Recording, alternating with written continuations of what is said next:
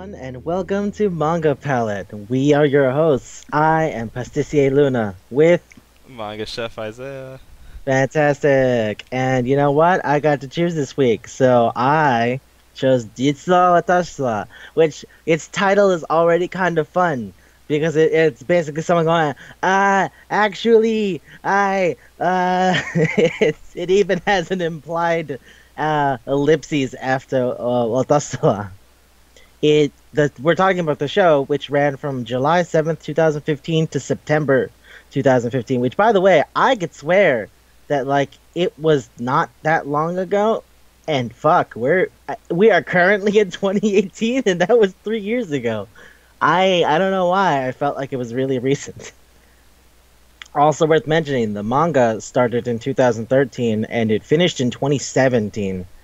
So yeah, the there's a lot of people, but I mean, I guess the ones we only really need to go over are Asahi Kuramine, who's the male lead, is voiced by Natsuki Hanae, who was the male lead in Shigatsu no Kimi wa Uso, and he's one of the rival guys on Shokugeki no Soma.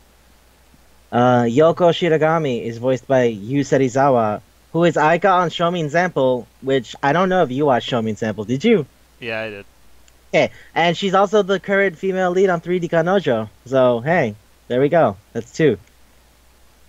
Uh, Nagisa Aizawa is voiced by Inori Minase, who was on Gakugurashi. And I mean, most people would know her for being Rem on ReZero and Hestia from Dungeon Damashi, but I didn't really watch those. So like, and Mikana Kemi is voiced by Reina Ueda, who is also on 3D Kanojo, and she was on Sakura Quest. I don't know if you saw that. Nah. Yeah, okay. It's a thing. Um, Akane Komoto was voiced by Mao Ichimi, who was on Netoge Yome and was Luluko on Space Patrol Luluko. That thing that shit, was it Shaft or Madlax? I can't remember. It's the company that did fucking Jesus. What's the name of that show where the clothes are like aliens and they're powered by blood? Oh, You remember? yeah. That show that neither of us watched, but everyone wouldn't shut up about around us. By Trigger, right? Trigger, that's it, Studio Trigger. Yeah, because they had like all the really big text and shit going on. Space Patrol Luluko was also made by that company. But fuck, what was that show even called? Kill la Kill. Kill That's la it. Kill, yep. That's it. Yeah, I like that you sighed as if to go, I don't fucking know, man. And I'm like, come on, help me. Just a little bit. I got you the studio. Yeah, that helped. That helped a lot, actually. And Shiho Shishido is voiced by Aya Uchida, who was on Yuru Yuri, and we would both know her as Nagi's little sister from Danganronpa. So yeah, Yeah. there's a bunch of other people, but yeah, I don't really think they're super important, worth mentioning, except for two, and that's only because we know them really well, and that's Sakurada, the tan-skinned guy with like the goatee. He's voiced by Wataru Hatano, who was on Fudanchi Kogo and has been working since 2003. That guy has been doing like bit parts in a lot of things, but he's on Fairy Tail, he's on Kimi ni Todoke, and he was the Yakuza prince from fucking Oran High School, which I have no idea if you watched. I know I did, because I was following a lot of dumb shit when I was a kid.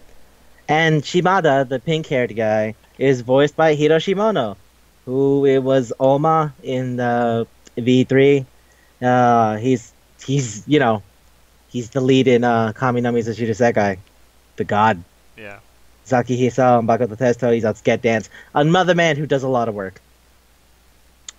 Oh yeah, Daisuke Hitakawa's here too. He's the other friend. All the friends are like people that we really know. That's And everyone weird. else, someone we don't really know. This has been a trend for like Yeah. the shows you've been watching. I like that it's recently been like, everyone on the side, oh shit, it's that guy, versus everyone in the front. Who's that? I don't know that voice. I don't know that voice at all. What's going on? But yeah, that's pretty much the cast. Oh yeah, and the songs. The opening is Himitsu wo Chodai by Ars Magna, which is like alright, so like they do Nico Nico Doga videos, right? And the reason I want to bring this up is because like they just did Nico Nico Doga videos to like to like Vocaloid and Utaite songs, and then they blew up so big that they have like an entire lore and background, and like each one of them is dressed as a person who's part of the group in a school. Like it's a cosplay collective. There's a lot of shit going on there, and I am like surprised at how much I found out when I looked them up. And the ending theme is by the rap duo Hill Crime, which is supposed to be a joke about climbing a hill climb, and the word rhyme. So yeah. Wait, what?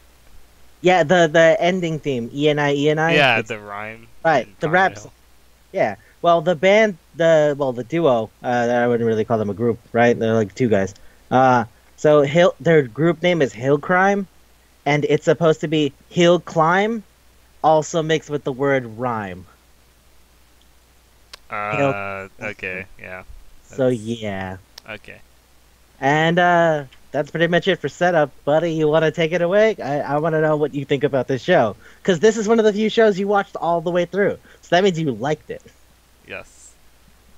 I guess I don't want to talk about each one of the episodes, just like the bits I liked. Yeah, all right, let's go. So I liked the way when he first met her, he just had the confession letter in her hand. I mean, his back pocket. And when he was like, "Oh shit, she's a vampire." Oh shit. Oh, that was funny.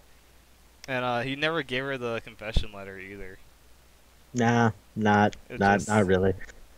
like he just never told her, and she never got that he liked her like for the whole show. That Okay, was their gimmick. so I have this to say. That girl is dumber than a sack of rocks, and that's kind of the joke. That like she seems to attempt to portray herself as a cool beauty, like someone who's quiet She but even like said pretty kill reserved. And she even says it, as a matter of fact. So like she's actively pursuing it. And what's really funny about that is the second you actually talk to this fucking goofball, you realize she's the exact opposite. She is really, really slow in a lot of ways. Like Which the is guy says like, "Oh, I wouldn't mind like spending time with you." Everyone knows that he likes her, right. and So like, the lead guy, Asahi Kuromita, he has a nickname where everyone calls him a bag full of holes because, well, he just rears his expressions on his face. So like at the beginning, he goes, "Oh man, I really like Shiragami Yoko." I'm like, yeah, all right, but no one knows. And then he tells his friends, and they go, "Buddy, that's not a secret." And he goes, "What do you mean?" And he goes, "Do you remember the other day where like she sort of like glanced at you, your eyes met, and you ran over to our friend and started choking the shit out of him, so that you looked like you were busy?" Like no, no, shut up. Ah, god damn it. Does even she know? Like, I mean, I don't know if she knows, but maybe you should go tell her. And what I like about that is when they're doing the go tell her thing, they say, and when she turns you down, we'll be here to hang out with you. And then he goes, "I'm upset that you all just assume I'm going to be turned down." And they go, and that's kind of it. yeah, Don't even deny it. They just go like, yeah, yeah. it's I okay. mean, what do you got going on, buddy? I mean, Well, the one guy said he might not. well, yeah. Oka, his friend with the glasses, who, Yeah. as I just said, is voiced by Taisuke Hirakawa. Oh, yeah. Yeah, like I said, all his friends, voiced by people we really know, and then everyone else is like, I think you did one thing. I know I watched Netogen Yome, so like Akane was like kind of familiar. Anyway, yeah, that was pretty fun. Anything else? Go on, Um, keep it going. they talked about this his first confession to Nagisa. Yeah, he didn't even really confess though. She pulled him out after school and was like, "Hey, you've been staring at me a lot. I want you to know right now, I don't like you like that. So stop it." And then he goes, "I didn't get to say anything." And then his friends were watching and they're like, "Yeah, well, I mean, you're hard obvious. It's not like anyone was gonna not notice." No, I like the side parts. There was like he got knocked out of like a boxing match. Yeah. Someone throw in the towel. Please God, throw in the towel. With the punches over words or Yeah. whatever. That was fun. Yeah. I like most of the characters. Mikan, like, alright, I should say that Nigasa They're all like Yes. monsters in their own ways. It's weird. Okay, yeah. So look, this is sort of the gimmick. Jitsu Tasua essentially is more about the fact that Asahi can't keep a secret. He's like really, really bad. He shows his feelings on his face. And when he finds Shiragami to go confess to her, she has giant bat wings and shit. And he goes, "What is happening?" And she goes, "I'm a vampire." Well, now I have to leave school because, somebody found I'm a vampire. The only reason I was allowed to stay in school is because nobody knows I'm a vampire. And he goes, "No, it's okay. I'll keep your secret." And that becomes the sort of impetus for the entire show. And then as time goes on, you find more and more like fantastical creatures. Like Nagisa is an alien. It's a girl, but it's like A bodysuit or yeah, a it's a mech giant suit. mech suit. It's a giant mech suit that's in the shape of a girl. That's actually in the shape of her because she's tiny and inside of the mech suit. There's a tiny her with like a antenna. It's literally just her. But how Except does that no one know there's a screw on the back of her head? I don't think that no one notices the screw. I think that anyone sees the screw and doesn't think it's actually a screw. Oh, I think it's like cosplay or something. Yeah, they could think it's like a stupid hair decoration. They don't really care. Okay. I don't think people see that and go like, "Yeah, whatever." I think they see that and just go, "Well, I don't know why she's wearing that, but whatever." Because it kind of looks like it's holding a ponytail together. Kinda. Yeah. But then when So- you know she's an alien, it's not. Oh, that's different. That's what we know. The point is no one else knows. Well, okay. Asahi and fucking Shiragami find out. But beyond that, no one else knows till later. Mika and her glasses talk to her. Okay, Some I, weird I shit have going things on. I want to bring up about that. So, Wait. this, Let me yeah, say the yeah. one thing before. Go on. You like the I like glasses? the leaky Okay. pipes. You like the what? The leaky pipe thing. When she's like, "Oh, I'm gonna make you guys a news story," because Oh, she's trying to yeah. screw. Okay. Yeah, no, I know what you're talking about now. The fact that she ties them up with the rope and then, like, just runs the water through it. Yeah. Yeah. It looks like being. Yeah. She ties them up with hoses and then, like, runs the water through it, and it's, like, hanging between their crotches, so it just looks like they're wetting themselves. I would argue also the fact that there's cold water running through it and it's, like, wrapped around your body probably doesn't feel great. Nah. But it's funny. But yeah. Akemi Mikan, head of the newspaper club, also, as far as the show is concerned, her glasses are possessed by a god of fortune. And the reason I want to, like, stop there is because I read the manga. I know you didn't, right? No. Yeah. I might. So, I mean, yeah, now. But Yeah. the point is, I read the manga first before the show came out, and what happened was when I saw the show, I was like, a lot of this shit is out of order and, like, completely random. And what I mean by that is that, alright, so Mikan shows up in, like, chapter 9, and I have it all on my notes, because I was like, I want to figure out what the fuck the order for the show is, because I don't understand what's happening. So Mikan shows up in chapter 9, and do you remember later in the show where, like, her glasses get stolen by Akane, the demon lady? Yeah. Alright, that happens in chapter 24, and after that is when the glasses are possessed by the god. Oh, because the demon touched it. Well, guess. yeah, it's a bit bigger than that. It's because the reason she was looking for it, it doesn't really matter. Though, because like at the end we're gonna bring all this up anyway. The reason she was looking for the glasses is because she also really loves the main guy, Yeah. Asahi, and they've been friends since they were kids. As a matter of fact, the glasses she wears, they're not even like actual glasses. They're stupid little toy glasses that he won, and he didn't really want them, and she said, "Can I have them?" And he said, "Sure. Take good care of them." And then ever since then, she's treasured the glasses, because she's always really liked him. So it was her obsession with getting the glasses and what they mean to her that drew the god of fortune to her, along with the fact that she was already around a bunch of supernatural shit, even if she didn't know it was a bunch of supernatural shit. So yeah, in that episode, like that's like the third episode, right? They like introduce her and then also immediately afterwards go, yeah, also Fuku is inside of her glasses.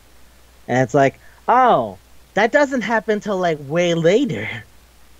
And I remember when I saw the show that weirded me out. Yeah, and I al- 'cause that doesn't Yeah. make sense. Yeah, I understand that the show had like 12 episodes, so they were just trying to get in all the fun stuff ahead of time. But I have a lot of things to say about what happens in the manga versus what happens in the show. So you keep going at it, and I'll just make my stops when I need to. Okay. Um, and then there is a Shio, the Wolfman. Okay, so explain how he comes in, because it's not necessarily like a wolf man from the beginning, huh? I guess not. So after uh Ashi Asahi. Asahi and Yeah. Yoko come back from the amusement park, Yoko's dad told her if anyone finds out her secret that she's a vampire, she has to go back to her home immediately. And the Wolfman's kind of like her childhood friend. I guess also the vampires, her dad's like helper or something. I don't know. But her dad tells him to check on Yoko, make sure that this guy doesn't know she's a vampire or something. Well, it's just overall check up on her. Does Yeah. anyone know what's going on? How's she doing? Fine? Good? Bad? But he knew about Ashishi, Asahi. Yeah. Asahi.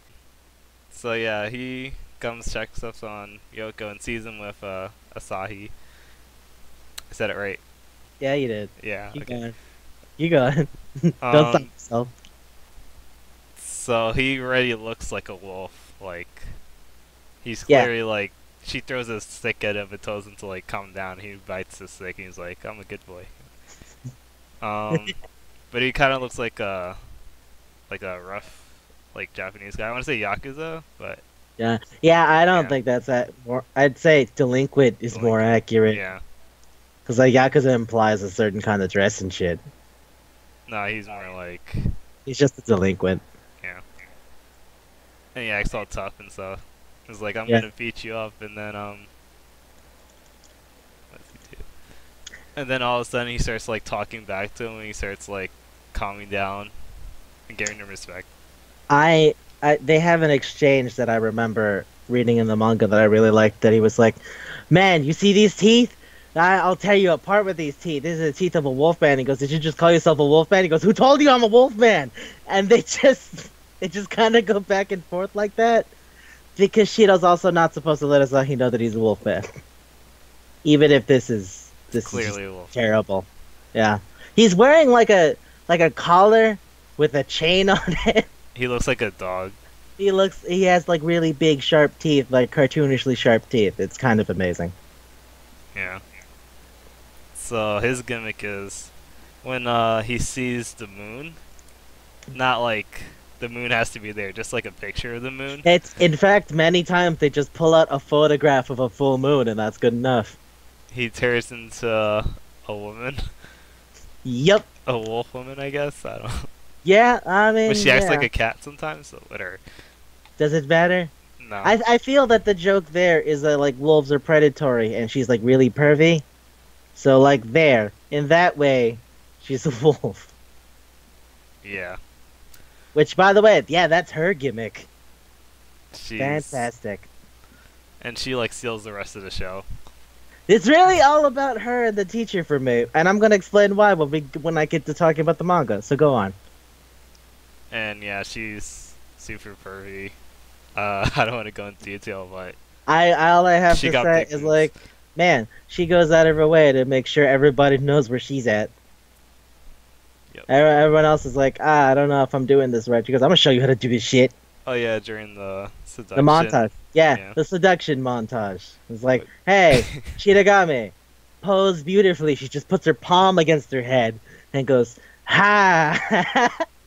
It's shit like that that makes me go, I don't know how anyone who speaks to you for even a moment can't realize how you're a goofy idiot. Or the dancing. It's Yeah, just like awful. all of it. It's It like was a robot. fantastic. It was really funny. I mean, Yeah. it's not what it's supposed to be doing, but it was really funny. And she's just like, alright, this is how you do it. And she gets like a stripper pole. Yeah, she gets a stripper pole somewhere. I don't know. She just had it somewhere, I guess, but she brought it out, and then you just watch Asahi die repeatedly. And it's like, yeah, all right. I think in my notes I wrote Shiha blowing up the competition all day, every day. I Yeah. think I wrote something like that. Where I was like, yeah, all right, of course she was gonna win. This is the thing she does all the time. It's like it's like trying to compete with somebody at the one skill they have. That's not gonna work. And I liked when Asahi carried Nagisa back to the like. So apparently she was like not able to recharge her Right. external suit. So, like we said, tiny alien inside a giant robot. The robot has to charge, And and it's just an outlet. occasionally, yeah, it's just like a regular old AC adapter. It's not. It's not. If you thought it was like future shit, it's not. It's just yeah, plug it into the wall and she's good. She forgot to do that, and so the body crapped out in the bathroom, and she, in her tiny form, just wandered around to find Asahi. He's like, "Come on, help me out." He goes, "Why are you out of your body?" She explains. He goes, "All right, well, fuck it then." And he helps her out. Although a couple of times he feels weird about it because he goes, he did at one point like her. Yeah. And she feels warm or whatever. It's like, oh, I Yeah. was Okay. expecting. All right. So like that happens, right? Those are two radically separate chapters. I know, Like the but no. It's like the first part is from chapter 13 and the second part is from chapter 67. Like a oh bunch of really? shit happens in between. So that way when she has the moment with him being like normal sized, it has more weight to it because it's already had a bunch of moments together. Jeez. So like when I saw that I was like, "Whoa, what the fuck? This is like that happens like way after the by then she's already admitted to herself that she loves him. What the fuck?" Oh yeah, she never did that for like the whole show until the very last episode. Until yeah. And you know what? You know what? That last bit, that's chapter 45. So that comes in between these two things. Oh my god. Alright, let me finish the Yeah, character. Let me yeah. finish. Go on. Yeah, I'm just saying, like, this is what I mean. But like, I feel weird about this show. I love the idea. I love all the stuff that's happening. But man, having read the manga really throws this into a new perspective. Every time I like she says her monologue about like, oh yeah, she must have feelings for him. I'm kind of jealous. I don't know why. Maybe because I like him? No, I can't like him. That's impossible. And she like Yeah. says that to herself all the time. Yep. Every other time she's thinking about it, and even when she does realize, like, I do like him, her answer is still, "Yeah, but he likes her and she likes him, but they're my friends." And and it's Also, for no reason, they just show slapping. Like they find out she's an alien, she's like, I will get publicly slapped, and like, okay, show. oh right, yeah. She says that if she gets found out, she gets spanked, and then like just show her bare bottom spanked, and it's like, is that what your military does as a punishment? What the hell is that about? Why not do like don't people who are found out as spies get like killed or something? Like I get it's supposed to be goofy, but man, you couldn't like I don't know have her tied up and then go like I might get executed. You had to go there. What was the point of that? Was that just supposed to be like they're very advanced but they're still childish? I don't really get what the joke was there, but that was supposed to be a joke. It Yeah, just stood out. Yeah. yeah, yeah.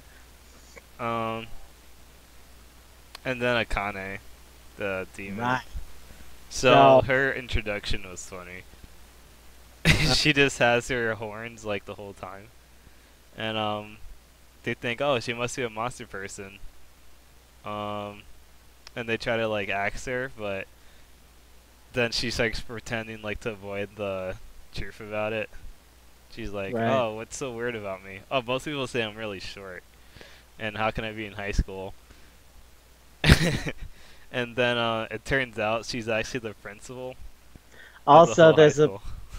there's a part where they go like where she goes the horns and she takes them off and they go, ah, what? Oh yeah. Maybe we're overthinking it. And then they go back and she has a tail all of a sudden. They go, where the fuck did that come from? And it's just a lot of stuff like that.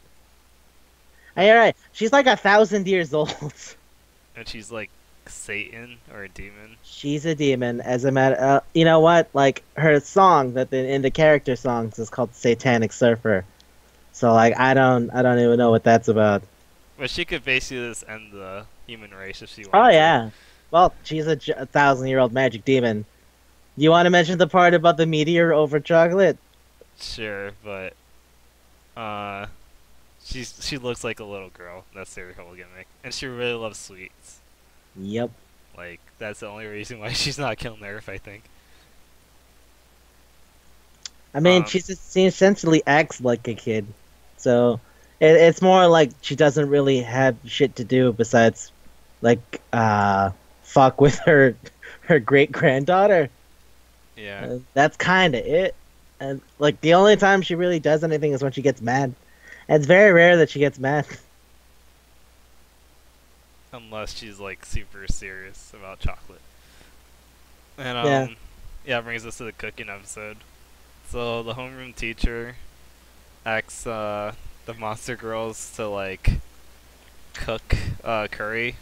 I guess it was like an activity or Well, something. okay, look, it's basically home economics, and then those three are the ones who are the biggest fuck ups. So Yeah. she's like, "All right, look, I gotta do the extra thing with the kids," and then she gets Asahi. Goes like, "Hey, would you please help me?" And he goes, "Sure. Tell me, do you know the difference between salt and sugar?" And he goes, "Yeah, salt is salt and sugar is sweet." And she goes, "Perfect. All right, I'm out." And he goes, "Where are you going?" And she just bails. And then he's stuck there with Shiho, Nagisa, and Yoko, and it's just like, all right, well, I guess we're gonna cook today. What are we gonna do? Curry? Fine, fuck it, whatever. And And Nagisa doesn't know what curry is, so she makes a chocolate cake. it is a disaster for everyone involved. And she's like, "Oh, I don't need chocolate cake." It just throws it out the window or something. Mm-hmm. And that lands on Akane's horns, and she starts eating it. And this is like the best chocolate cake I ever made. I ever ate. I was So like, they end up finishing the curry, which is also still a horrible disaster, because at the end they go, "We'll make the curry that supersedes all curries." It's like, no, stop! What are you doing? Stop throwing random shit into the pot! Oh God! Oh, oh no! And then in the end, he has to eat a little bit of it because he should at least kind of try, and he dies. Not literally, but he's passed out on the ground vomiting. So you could say he's dead. It's really negligible difference. yeah. And the next episode, Akane really wants more of Nagisa's chocolate cake. That's not the next episode. That's the same episode. Oh, it's the same. Okay. It's back to back, and I know that because I wrote that down as like first part, chapter 14, second part, chapter 51. I guess they're both cooking. Fuck it. Okay. I didn't know that. Yeah. I mean, I told you. I was Oh, like they going also have through the the manga. cutaway of the Wolfman. Yeah, Like the apron. Shiho, fantastic. Uh, Shiro's the dude. Yeah, Shoshiro. Um, so yeah, Akane really wants more chocolate cake, and she like ties up her granddaughter, the homeroom teacher, to like so she can't stop her from making cake, and she's sending a comet down to the Earth and giving them 3 hours to make cake. Oh, she goes, all right, that chocolate was better than anything I've ever tasted. I want more. And then go, well, they're not gonna make more. He goes, no, they're gonna make more because right now there's a meteor coming to destroy the planet. If you don't give me that cake, you're all just gonna die. Yeah. So of course, Nagisa has to make the best chocolate cake the world ever tasted or whatever. So that takes like forever to make chocolate cake. Even though In she the did it in like 30 minutes before. in the process, Akari gets untied. Akari's the teacher and their great great granddaughter, and goes over and ties her up and goes, "No, fuck you, you're gonna undo that." And she goes, I don't feel like it unless I get that cake. She goes, "I'm gonna make you undo it," and starts feeding her all the garbage that Shiho and Shiragami make up because, man, they're incapable of doing things on their own. And then Mikan shows up and starts making something. She also makes her eat that. Yeah, she has a habit of like making cream puffs that are filled with horrible, horrible things. Because, it looks nice and then you eat it and you die and she's having fun. Cause fuck you. Fuck all of you. And It's she funny. Also the voice recorder. In Oh yeah. in the One of the beginning. times at the very beginning she catches Shiragami and Asahi having a chat, and she did it by putting a voice recorder inside of inside of a fucking cream puff. Amazing. I like that she assumed that no one would eat that cream puff. Uh, sure. I mean, you have to work. Like, look, if you put it in the cream puff and then you go like, all right, no one will eat these. What if someone does? Because it's even set up by the fact that it falls out of a desk and Shinigami just eats one instantly. Like, what would happen if the first one she grabbed was the one with the recorder? But it's a secret. What? It's useless now. No one would It's, tell it's there's a recorder and these I delicious don't treats. know, man. Yeah, I guess that's the plan. But like, wow, wow. Yeah. Alrighty. What? And I guess just the dad is like the last thing I want to talk about in the manga.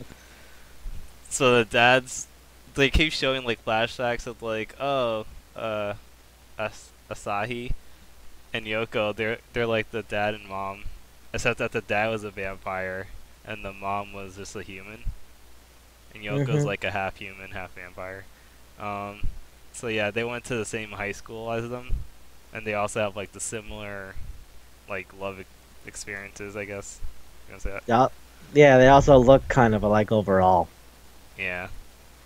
And the dad's like this normal sized blonde guy when they keep showing the flashbacks. But during like the last last episode, he's just like a giant vampire on Yeah, he's like a like 40 throne. feet tall or something. Because you assume the mother's like the average height of a person, like of a lady, like I don't know, like 5'7", 5'8", and he fucking towers over her. Like he is like 4 times as big as she is. And it's like, Yeah. wow, he is massive.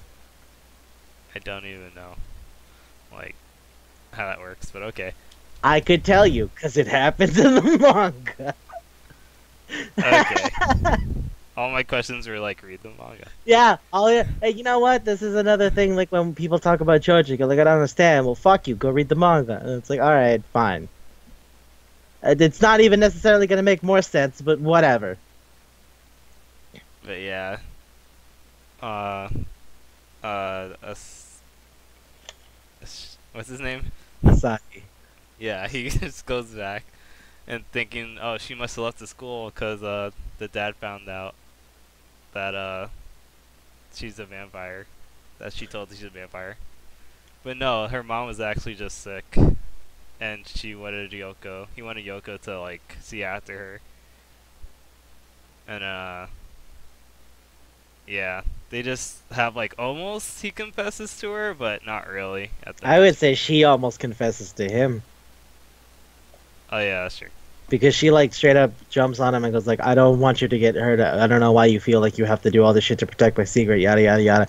You're my precious. And then she doesn't say anything, and they're just like staring at each other, and they look over and the dad's unconscious, and they go, well, now let's focus on that instead. Fuck what you said. Oh yeah, the hammer. Right, One more okay. thing, the hammer says it's gonna like erase your memories if you whack, cause she saw it in a manga. No, Yeah, Nagase. I was going to say, so that's the thing that happens when they first reveal Aizawa's secret. Aizawa being Nagisa, the alien. When, like, Asahi finds out that she's an alien, because she freaks out over Shinigami being a vampire. He was like, oh, fuck. They know now. This is a disaster. She pulls out a little hammer, like a ball peen hammer, and goes, all right. With this, I will erase your memory. He goes, is that like alien technology? She goes like, nah, I'm just gonna beat you over the head with it. I mean, it works. I mean, I've seen it in manga. And then he starts running away. Yeah, she used a bigger item, but I can't remember what it was right now. Yeah, But yeah, it doesn't matter. it's fantastic. So yeah, Yoko's dad, also gets hit by the hammer while they're talking. Yeah, at some point while they were scuffling around, they threw the hammer away, and it happened to hit him in the face. And it turns out it doesn't erase your memories at all. It just leaves a dent. Yeah, yeah, that's kind of it. What a hero. And like, this Uh, is stupid. I love this. Yeah, yeah, that's what I wanted to hear. This is stupid. I love it. That's what I want to hear. Okay, that's all from me. What do you have to All say? right, cool. Let's fucking go. All right, so like the last 2 episodes almost have never happened in the manga, like at all. Really? yeah, they took elements from chapters, but like there's nothing there. Like the first part of the last episode where like they're driving to go see Shinigami's house, right? Because they're like, oh, her dad took her or whatever, right? That's sort of like the first line, the thing about the teacher buying the car and shit. That might be a reference to chapter 29, which is where they all go on a trip to go camping, which is actually how they run into the parents. So this is what happens in the manga about the parents. They go on a trip to go camping, and the teacher goes like, I got this new car. I fucking love it. And they go like, fantastic. And then she falls asleep at the wheel because of all the work and shit she's been doing, at which point they try to pull it together, and they end up crashing and horribly destroying the car in the process. But everyone's safe. And the teacher wakes up and goes, what happened to my car? And they go, well, it's been a series of debacles. And she just goes to her great grandmother and goes, you're going to pay for this. Because the grandmother goes, hey, I mean, like, you sort of made a deal with the devil. Get it? Huh? And the price is your new car. She's just like choking her. Shut the fuck up. But it turns out where they crashed the car is near where Shinigami's parents live. Because she goes over and she was like, oh, hey, I know that place. They're like, you know this place? She's like, yep, that's where my parents live. And they go, oh, well, I mean, maybe we should ask them to borrow camping supplies and stuff since everything got destroyed in the car. And that's when you see her father and her mother. And then he like chases her and stuff. No, wow, they're just like over there. Like they step out the house and they go like, oh shit, the kid's here. And then he goes like, hey guys, how's it going? And fucking Kuramine goes, holy shit, he's giant. Like that's the first thing he says. He goes, he looks really angry too. And he goes, hey kid, you ran away from home. What? Why'd you come back? Did your secret get found out? He was like, no. He goes, you think I'd let you come back in? Came back in without telling us anything. You gotta give me some shit. And then the mom just says, alright, it's fine. And then the dad goes, I don't. And she goes, shut up. And she goes, okay, it's fine. Alright, whatever. Just, I don't want to see you. Dad just turns around and leaves. But what ends up happening is they camp like a little away from the house, and then the dad just keeps hanging around them. And it's because the dad has issues explaining his feelings towards his daughter, because he really loves his girl. But he's an older fella who has difficulty being expressive and sensitive. And so at first, Kuramine thinks, oh hey, maybe he's here to find out whether or not I know Yoko's secret. And then as time goes on, he goes like, oh no, that's totally not what the fuck he's thinking about. He's just fishing in the river. And he really, he's trying to make sure his daughter's okay. What a great dad. And that's kind of it for like 3 chapters. It's like, Really? yeah. Cause like that's what I mean by like the show was like, whoa, what the fuck is this? And that's the episode 12, right? So like the episode before that, the one where you mentioned where Nagisa basically just kind of admits how she's in love with him, but not even to him, but more to herself. Right. That's chapter 46. So that happens like way after a bunch of other shit. Alright, so do you remember where Nagisa like collapses onto him and then says, I think I'm in love with him? Mm-hmm. Right? Okay. So that's chapter 26. And that happens between her introduction and all that other shit. And that's that like her having her body be all her turning giant and like finally going like, I think I have a shot with him. That happens after all of those things. That happens in chapter 67. Oh my god. Yeah. There's certain episodes that are like kind of running together. So do you remember the one where like I told you where like fucking Mikan is looking for her glasses? Yeah. Right? So like the first thing is Shinigami wanted to go eat cake, right? Mhm. That's chapter 23. Right after that, Mikan goes finds her glasses, chapter 24. Right after that, Mikan has a chat with the fortune god, chapter 25. Those were all consecutive. But like a lot of these things are like really random and out of order. And on top of that, they like eliminate a lot of characters who show up. Oh jeez. Mind you, I don't think they're super important for the way that this show decided to tell the story.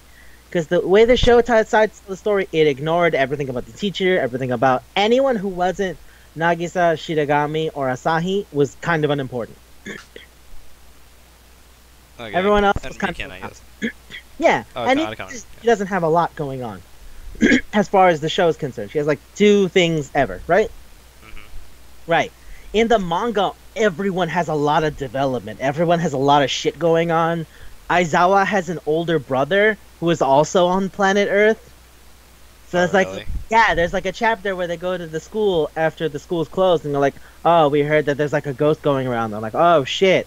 Well, it's okay. And Shinigami straight up says, like, how could you believe in ghosts? That's so stupid. He just looks at her and goes, I don't fucking understand you. Fucking, you're a literal vampire. We're friends with an alien. I don't... Fuck you. Whatever. So they go to the school, and there's like a lady dressed up like a ghost, and then Akane fucks her up, because they go like, yeah, it's not a ghost, that's just a lady. And then, like, she's wearing one of the stupid little headband things that ghosts wear in old classical Japanese folklore. It doesn't matter. The point is, when the headband thing comes off, it's a big screw. And they go like, oh shit, is it another alien? And out pops a little dude. And they go like, why is there a guy dressed in a woman's suit? And he's like, okay, fuck it, everybody. I'm screwed. And then Akane picks him and is like, yep, he's an alien. And Aizawa goes, oh, hey, my brother's here. And everyone goes, your brother? That's such like, a weird way to introduce. Yeah. But like, right, so you remember Shimada, right? Like his pink-haired friend who's voiced by Hiroshimono? Yeah. So he has he has a whole thing with Aizawa's brother. Because like the mech suit is a pretty hot older lady. So he's constantly flirting with her. And then like Kuromine, who knows that it's actually a dude inside the suit, goes like, I don't know what to say about this. Like, I'm 100% sure that that dude isn't really attracted to Shimada, and on top of that, it's probably just using him for money. But also, Shimada doesn't really get to talk to girls to begin with. So is this even really a good thing, or is this a bad thing? And then, like, there's a point where, like, he sits down and he goes like, all right, look, I don't want you dating my friend if you're not serious about him. So, like, are you gay, or, like, what's happening? And he goes like, nah, this guy's willing to drop all of his wallet on me. I'm not about to bail. And he goes like, that's not okay. I will tell him the truth. He goes like, yeah, he's gonna believe you. A fucking alien? And then Shimada comes over with a large plate of like really fancy food. He's like, all right, sweetheart, want to eat? And he's like, yes, I do. And then he sort of makes like an implication, like, yeah, you're gonna pay me back for this. And it's like, oh. And the manga has a couple of weird like rape jokes. Yeah. So like, there's this thing that like in Japan, when someone's gonna get arrested for something, usually they like cover their face, because it's like, maybe you don't really want to know, you don't want people to know that you're getting arrested, right? Okay.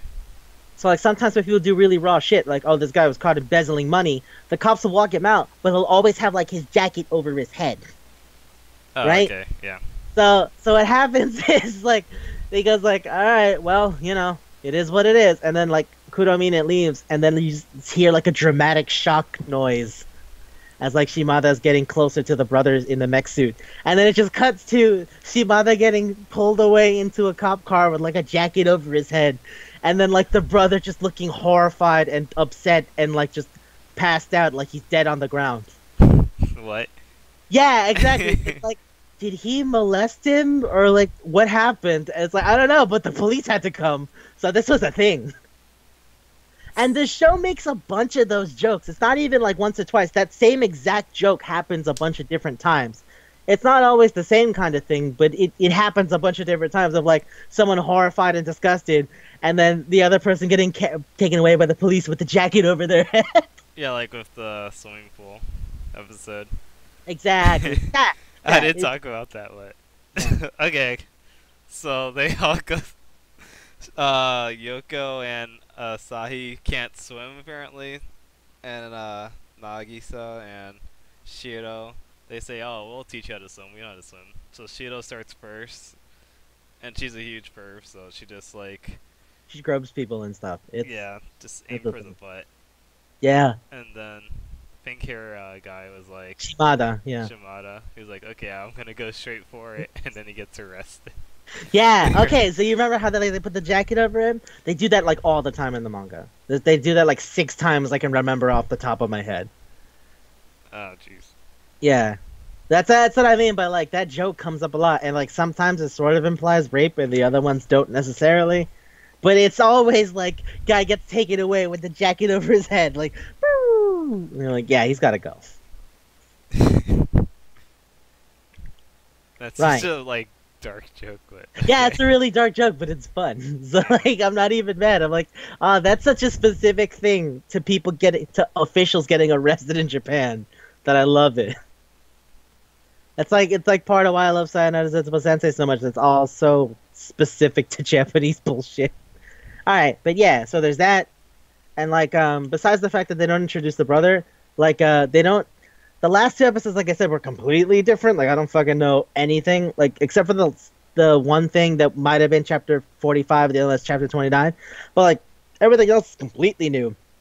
Also, so there's a couple of people who show up in between all that shit. Like I told you how they jumped to chapter 60 some shit, right? There's a bunch of people that show up in between. Like right after they go see Shiragami's parents, they see this blonde girl with like a sword, and they go like, "What the fuck is up with that?" And you're like, I don't know. And by the time they catch her, she fucks up and she says that Asahi is her grandfather, and What? everyone goes, "What?" And then she goes, "Yeah, I mean, like, I don't know. I just said that. I don't really. I mean, it's not like I'm from the future or anything." And they go, like, "You're from the future?" She goes, "Fuck." Oh, is she also a leaky basket or bag of holes, whatever? Yeah, yeah, Oh, kind of. okay, that makes sense. Yeah, she's just like her grandpa. And so yeah, and then when she shows up, like it's like she's just hanging around now. She's his granddaughter. And then later on, in like a couple of chapters later, she sees Mikan and calls Mikan her grandmother, and everyone just stops and goes like, uh, does that mean, uh, oh boy, oh no.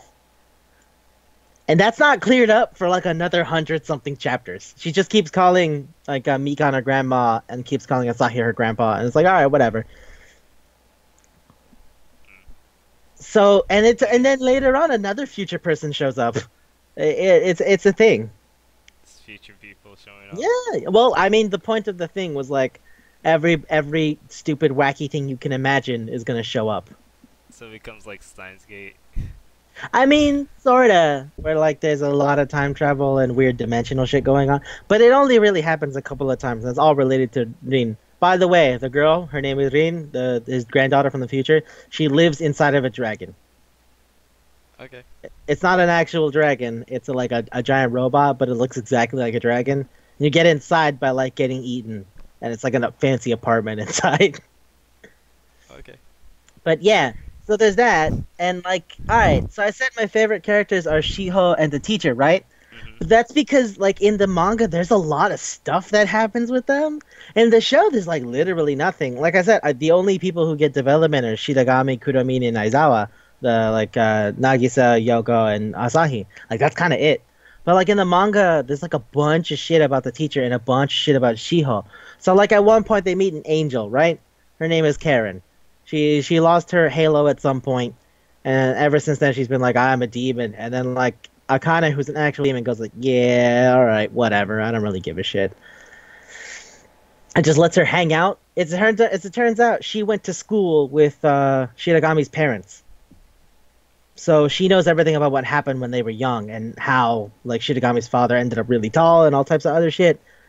And like, so what ends up happening with the teacher is that you find out like she has a thing about how she's an older lady but like is looking for romance, but it just hasn't worked out. And most of the time it doesn't work out because her great grandmother is a shitbag who screws things up for her. Jeez. Yeah. So like She's really dense, I guess. yeah, Akari is sort of her name, right? Her Okay. mother's Akane, her name is Akari. They both have like red in their name because it's kind of a gimmick to both their hair and their overall attitude. So like when Akari was young, she was part of a Bozozoku gang. Really? Yeah. So like That's there's the a chapter. bike gain, right? Yeah, yeah, yeah. So like fucking way in between, Shiro straight up like, Shiho pulls Asahi up to the roof and goes, "Hey, I need you to do me a favor." He was like, "What?"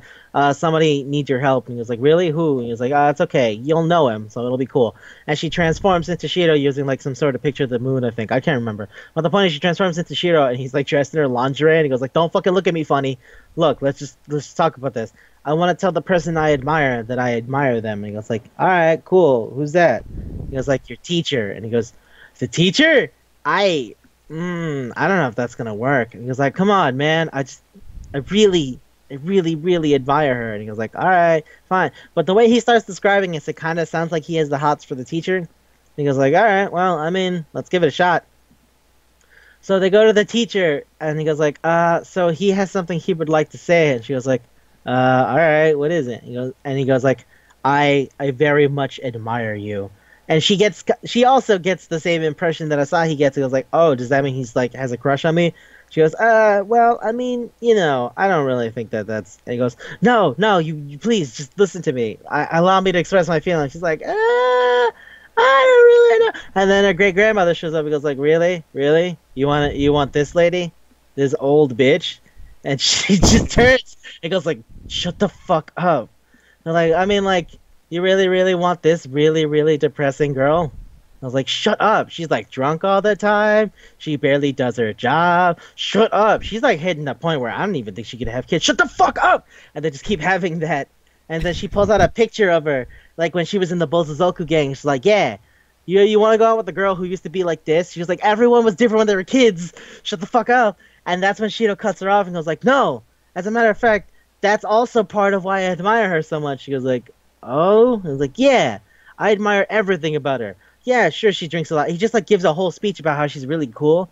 And then the teacher like blushes and goes, "I mean, you're a student, so I can't really, but like if you graduate, then like," and he goes like, "Wait, what?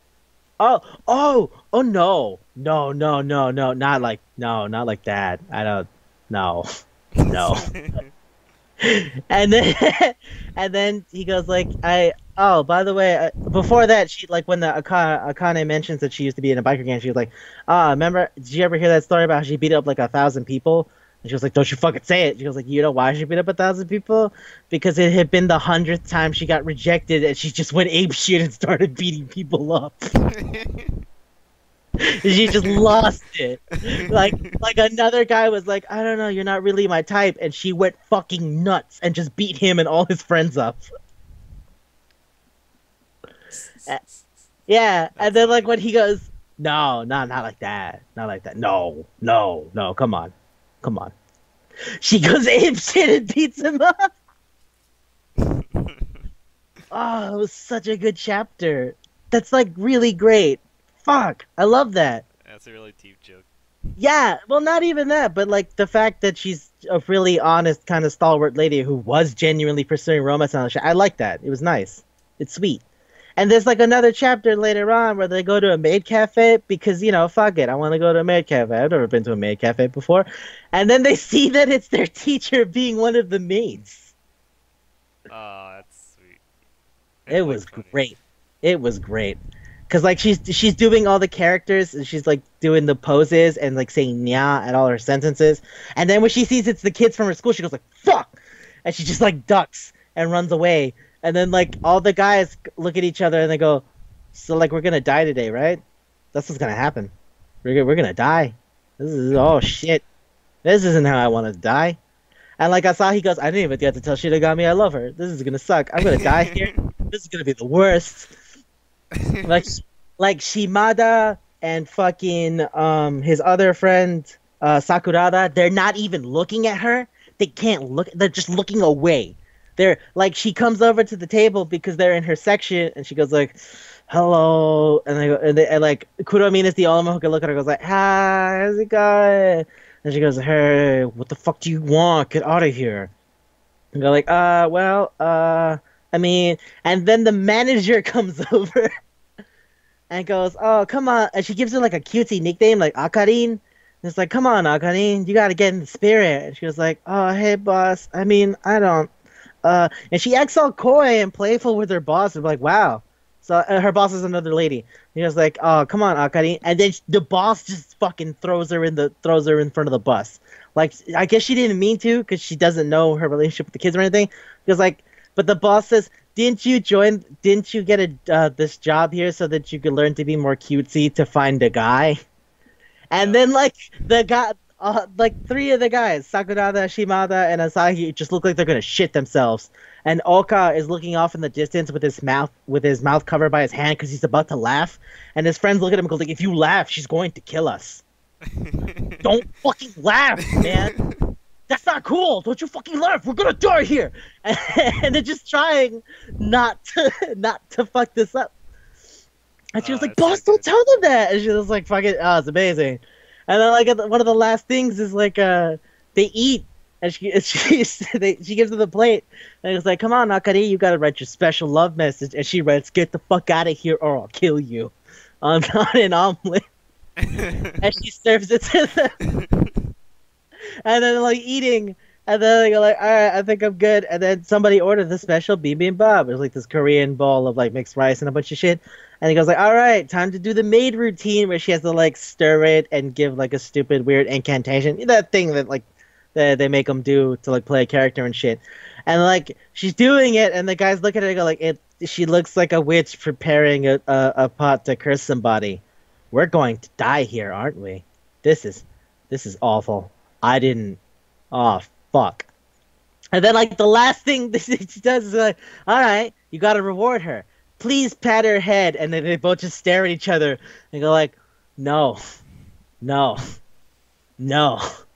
Oh God, no." And then she goes like, "Yeah, I don't remember do it." And then like the teacher Akari like looks at her and goes like, "I don't remember having to do that." It's like, "No, no, no. Someone ordered it special." He was like, "What?" And then she points to Akane at a table in the distance, laughing to herself. Go like, "Yeah, she ordered it on the secret menu for these guys."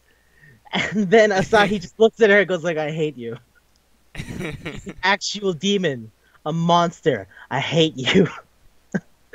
And then like the teacher gets down, takes off her weird little head thing, and then the Kuramine says he looks at her and he like looks off to his friends and he puts his head down. He goes like, "I understand this feeling. My heart, it's beating. This is what you feel before you touch a lion, isn't it?" That's what this is. Oh no. They pay the bill, and then she has to do the cute little cat pose and say thank you very much, Nya. And then that's it. Oka can't hold it in anymore. He laughs. He laughs. He dies. He dies hard. And then later on, they walk away with only his glasses. They go, "Oka, I kept telling you not to laugh. I kept telling you not to laugh." And they just like leave with his glasses. Like he's dead. He's just dead now. Fuck it. It's just accepted, like, oh, okay. Yeah, they just walked away with it. And they also walked away with like kind of his horn. They walked away with the horn of the glasses, just like they're dead now. That's it. They're dead. And yeah, man, it's great. And Shiho, like, she has a thing where like, all right, so remember I told you there's an angel, right? Hmm. Well, it turns out they reveal why Shiho's so obsessed with being a pervert. It actually has less to do with just liking it and more to do with the fact that that's what her mom is like.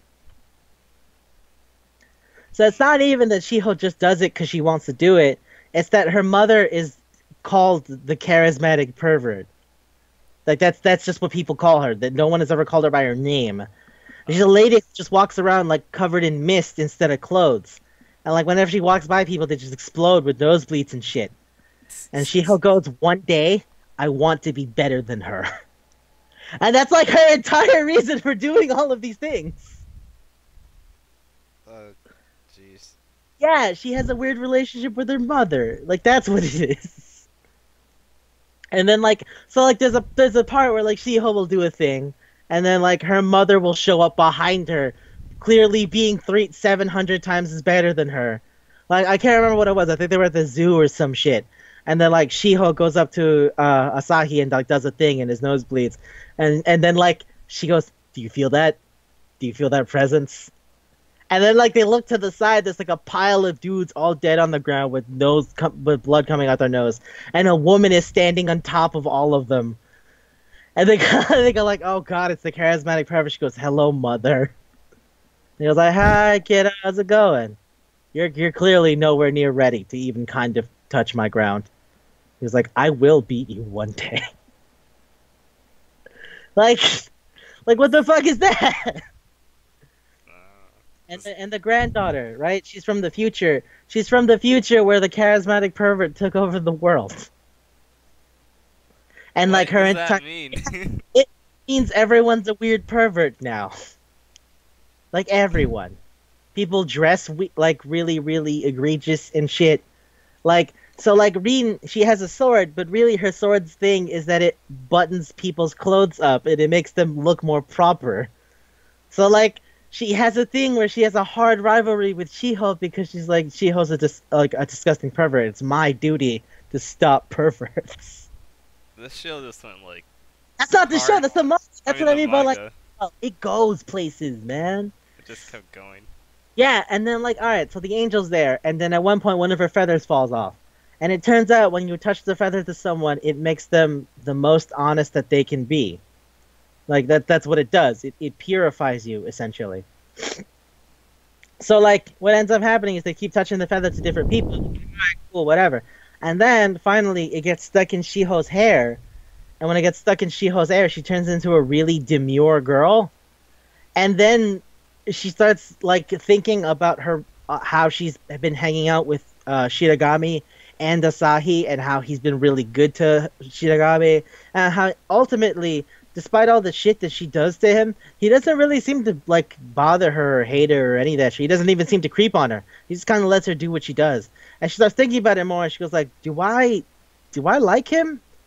No, that's the feather, right? Like that's not me. This is a bunch of dumb bullshit. No, it's fine. I'm not.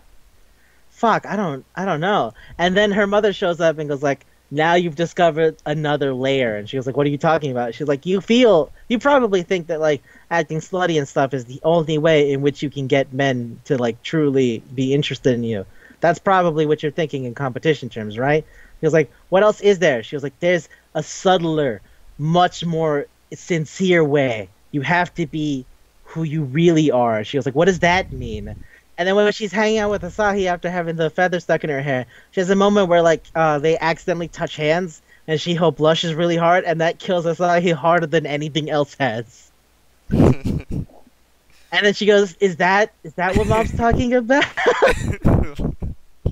And it's like so when the feather gets out of her hair, she's still awkward around him because she realized she actually does like him. This stuff. There's a lot of stuff in this manga. And it's shit like that made me like Shiho and the teacher way better than everyone else. Yeah, Like- I'm gonna read like I it said, after this. Like I said, this is the second girl from the future, right? Mhm. Like she's a ninja and she's really obsessed with love and it's like I wonder what your thing is. If in fact if Rin is actually Asahi's granddaughter, then that must mean you're related to someone we know, right? And they keep it a secret for the longest time, but then they drop it and they go like, oh no, oh really? What happens in the future? I'm confused. And then later they just go like Mikan just goes to the future and finds out. There's a lot. Just This goes to manga, the future. yeah. Well, she gets eaten by the dragon. Look, it's a thing. All right, it's a Alright. thing. All right. When I see that this manga is like 196 chapters long and every single one of them is fantastic, I mean it. Okay. And that's why I'm like, I'm kind of disappointed with this show. Oh, really? I thought Yeah. they did a really good job, like, compressing it to 12 episodes. I like it, but I'm just saying all my favorite parts weren't even remotely there. Like what they did was they condensed it to like the three principal characters, I guess. Yeah. But like I'm so much I think you know that like me personally I've always been more interested in like seeing everyone develop ultimately. Mhm. Like that's always been my thing. That's like the first girl is almost always the least interesting to me. So I want to see what her friends are about. And Shinigami's goofy, yeah, but like I'm not that's kind of it. She's like worth a couple of jokes.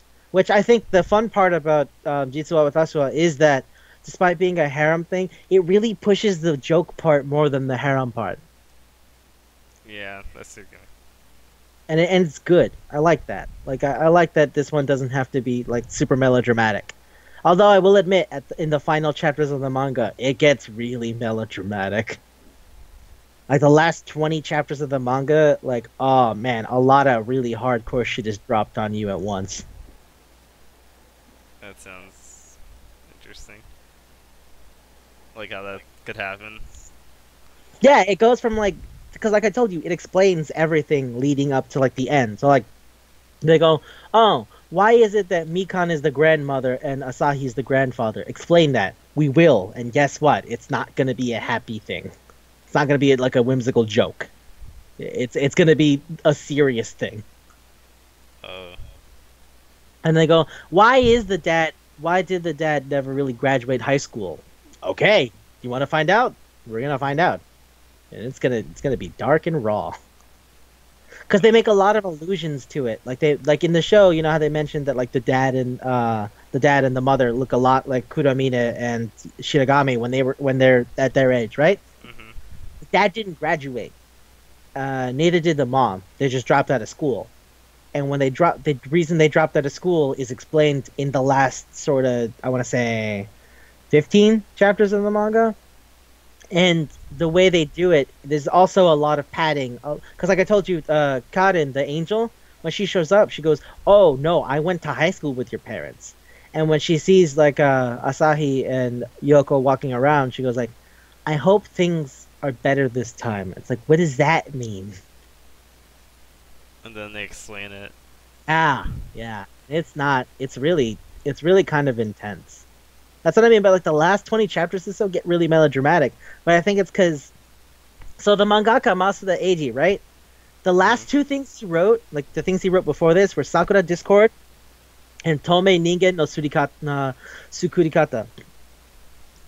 Tomei Ningen no Sukurikata is like 8 chapters long. It's really tight, but it's a really really interesting story about what if you want to be gone, but then realize that you've lost your place, and it's a whole thing about that. And Sakura Discord is about a guy who like used to play baseball, and then he moved away. And when he comes back, his one of his childhood friends is like, "Hey, I want to go back to I want to be friends again." And it's about him trying to grow over all the scars that marked him as he left, and also in the process helping put together all the people that he meets in the town after not having seen them for so long. Because like he comes back and he goes like, I guess everything's the same. And it's like, no, man, a lot of shit happened while you were gone. And the reason it's called Sakura Discord is because like all 5 main people have Sakura in their name. So like one of them is Sakura Gaoka, one of them is Sakuraba, one of them is like so on. And I really like Sakura Discord. It's only 44 chapters long, and it's like really intense and like melodramatic. And I read this after reading Jitsu wa Watashi wa, and when I read Sakura Discord, I was like, oh, I can see that this girl is basically Shiho, and I can see that this girl is basically so like he developed this over a period of time. It's very clear to me that he had like an idea in mind. But Sakura Discord is tight, but like really melodramatic. Whereas Jitsu wa Watashi wa is like much more goofy, and Tomei Ningen no Sukurikata is like hard like philosophical existential crisis thing. Like I like it a lot. Evangelion. Huh? Never mind. I was gonna say like Evangelion, but never mind. Ava's more like it's weird like Jungian psychology stuff. I mean more like alright. So you know what? No, I don't want to go into like Jean-Jacques Baudrillard and just say a bunch of shit that means nothing. I don't see the point. Okay. What I'm trying to say is it's really kind of existential and weird in the way that Rengoku Karma is this manga I've been reading that's also like that. Rengoku no Karma is this manga about a guy who commits suicide and then like now his ghost is around and he tries to put things back together because now he sees the effect of his suicide on everyone who's been left behind. And that's dark. Okay. yeah, I know, but like it's kind of heartwarming because a bunch of shit happens that cheers everything up. But the point is, it still has like a really dark premise and when you watch things go around the first time, it's really like kind of fucked up, which is sort of what forces him to work really hard to pull everything back together again. And and Tomei Ningen no Tsukurikata is a lot like that, except he doesn't commit suicide, but it's kind of like another thing of like, well, you're not here anymore, so, ugh. And that's what I mean by like this guy Masuda Eiji, like he wrote that first, then he did Sakura Discord, and then he did Jitsu wa Watashi, and by the time you hit the end, you can see all the shit from Tomei Ningen and from Sakura Discord starting to show up. So it's like, oh no, he did used to write like that. Like he used to write like that really hard. He softened it up with all the jokes and stuff. Uh, And it's like I really like all the jokes and stuff. And when it gets hard, it's good. It's not bad. It's fulfilling because it really wraps up the entirety of all of their relationships in a neat little bow. okay. So it's like fun. Yeah, yeah. Oh, Yasumi Pum Pum Pum. Okay. I think it's that time. Unless you got anything else to say. I mean, my last statement is just show, not what I wanted it to be. But I think that's just because the manga is so good. And I can't expect too much when you're trying to compact it to 13, 12 episodes. Some stuff doesn't go over well. Remember Akuno Hana? Mm-hmm. Remember how good that is? Yeah, and then the anime. And then that show was a disaster. Nah. Just... Alright. That's all I really want to say. Like, I like the show, but it's not the manga. I would easily tell people, like, go to the manga. Mm-hmm. Alright, now comes the hard part. Food. Okay, I guess I'll go first. I mean, yeah, go for it. I'm running on fumes. So, I was gonna say, this is like a hard, goofy thing, like right off the bat. Yeah, yeah. First episode. Comical right from minute one. So, I was gonna say, back to like our drinks, like Oh, when Honey you use Jack alcohol? Daniels, like it doesn't Okay. start off that bad, kind of goofy. This is like a hard goofy. I don't know, man, because, like, this show from episode 3 is like, guess what? There's aliens. Like, it's like, compared to Nyankoi, which the first 8 maybe, are relatively soft. Yeah, that's what I was saying. Yeah. So it's like a harder drink. So I was gonna say Bacardi, 150. Oh, okay. Oh, wow. Wow, that'll get you fucked up from minute 1 like that. Yeah. I don't know, though. Like, it's not... Like, the thing is, I drink 151, you don't, because it, like, murders you. But, like, it punches you with it, and I don't think this punches you with goofiness. I think it's like... Because, like, 151, the bottle tells you don't drink it straight. You're medically advised not to drink it straight. Versus this, you could, like... If you can get the feel for the first episode, you can keep going. It's not something I would say, no. Okay, wait, hold on. Before you watch that show, I wanna give you a couple of reference points, and then you tell me if you're cool with it. You know? Like all dark Right. jokes. Yeah. Like it's not even like it's about all the dark weird shit. I mean, like, you have to, like, I feel like Speed Grapher is 151 because Speed Grapher is the kind of show that's like, all right, look, before we even consider watching Speed Grapher, let me preface it with a bunch of shit. Versus this, I feel like anyone could watch this. They might not love it, but, like, you'll get the feel for it minute 1. Okay, so something softer. Yeah, something that's, like, relative kind of smooth. And it's funny. So it's goofy. I can see why you're going with the alcohol thing, considering we said, like, it makes people goofy and shit.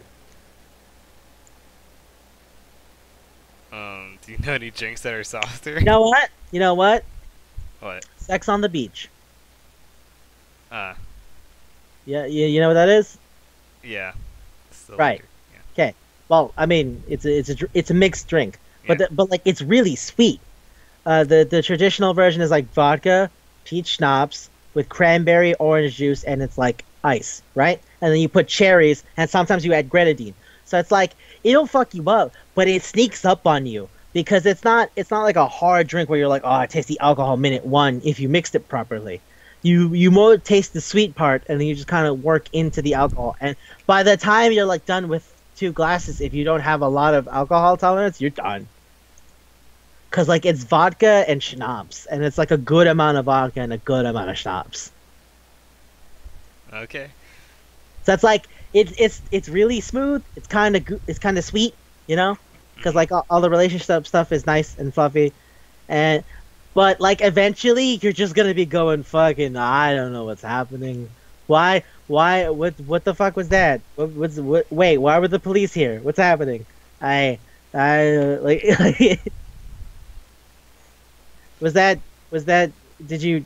I'm sorry. A meteor was going to blow up Earth because of chocolate. I don't understand what's happening. You can Uh, direct the meteor because you're not focusing. yeah. That's fantastic. Okay, I agree with that. Yeah, all right. So Sex on the Beach. Fantastic. Yeah. I guess that's it. Thank you for continuing with us. And I mean, if you're still listening into the hour and whatever change that this has been, you get it. Yeah, you guys get it. You get it. Alright. Well, I would say I'm definitely gonna read the manga because I like it, and I'm I glad. recommend everyone else to. Yeah, I mean, like this is if you get it, then like you should read. Yeah. Okay. Well, my That's it. name is Manga Chef Isaiah. And I've been Justicia Luna, and thank you for listening. Yeah, you guys get it. You get it. Bye.